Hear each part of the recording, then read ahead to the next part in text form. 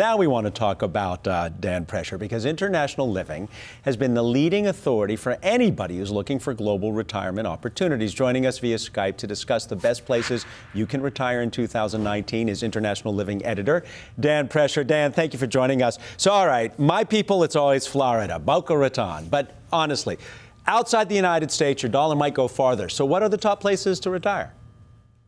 Well, they start with Panama. Panama was #1 on the Global Retirement Index this year. Mexico is always a favorite. Portugal is on the list. Actually, any place that has good infrastructure, lower cost of living, and great services. There, you see a little list of them right there. Panama, Costa Rica, Mexico, which is where I'm a resident, Ecuador, Malaysia, all great places to live outside the U.S. And are the people there, you're in Mexico, but what's the experience for transplant retirees who go to these countries?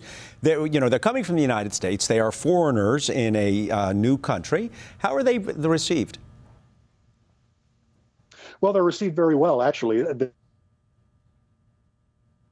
One of the that they've been dealing with North Americans for a century with the Panama Canal. Mexico, likewise. They're very used to North Americans, the needs of North Americans, and you have a built-in expat community to help you fit in. So fitting in is not hard at all in lots of these communities. Okay, and one last question. The dollar usually does go farther. Places like Costa Rica, years ago in South Florida, it was the running joke that men and women were going to Costa Rica for facelifts because you could get a $10,000 facelift as opposed to a $100,000 facelift. But it really is a strong dollar that benefits the retiree in these places, right? That's correct.